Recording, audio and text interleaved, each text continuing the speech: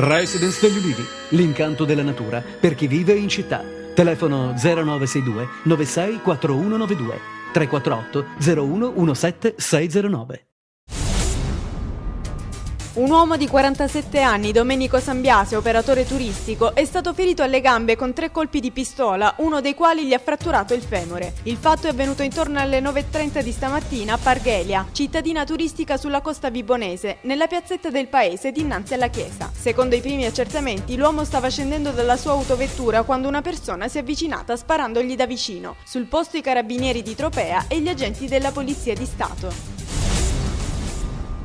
Un altro bunker è stato scoperto dai carabinieri nella Locride. I militari di Reggio Calabria lo hanno trovato in contrada Senoli di Platì, dove altri 5 bunker erano stati individuati nei giorni scorsi. In una struttura di circa 30 metri quadrati, accessibile tramite una botola di cemento armato, scorrevole su binari abilmente occultati all'interno di un forno in pietra realizzato nel vano cucina della casa. Il covo era perfettamente arredato per una lunga permanenza, completo di un sofisticato sistema idraulico e di areazione.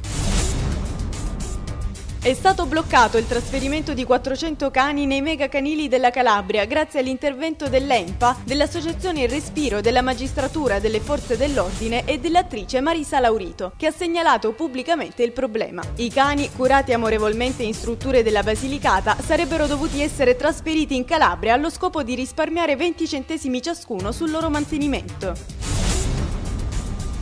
Un messaggio inquietante ha colto ieri i giocatori del Catanzaro impegnati nella difficile gara di ritorno dei play-off contro la Cisco Roma. Nei pressi degli spogliatoi dello stadio Ceravolo, infatti, sono state trovate 12 croci in legno, di cui 11 per i giocatori e una per la società. La situazione poi non è certo migliorata durante il match, visto che il presidente Aiello ha subito nella tribuna numerata insulti d'ogni genere e pare anche un'aggressione ed ha dovuto abbandonare lo stadio scortato dai carabinieri.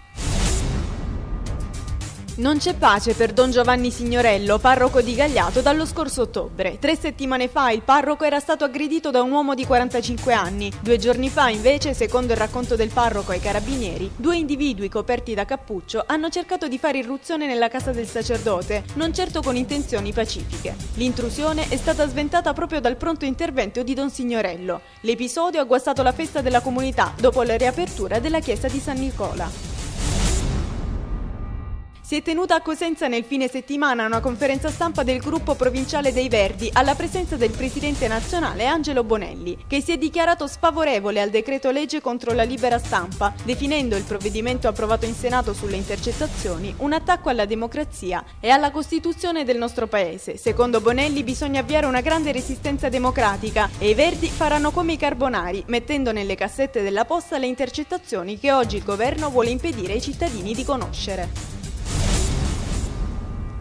Sono apparse nella tarda serata di ieri nel cielo di Rende nel Cosentino 3 luci che oggi fanno parlare di avvistamento UFO in Calabria. A segnalarlo è Giulia Fresca, giornalista del Quotidiano della Calabria, che racconta di essere stata testimone del particolare fenomeno. Le luci, afferma la giornalista, sono apparse in direzione sud-nord, seguendo parallelamente la strada principale di Via Verdi. Si sono disposte a triangolo, di nuovo in linea, per poi scomparire. Saranno sbarcati in Calabria gli extraterrestri?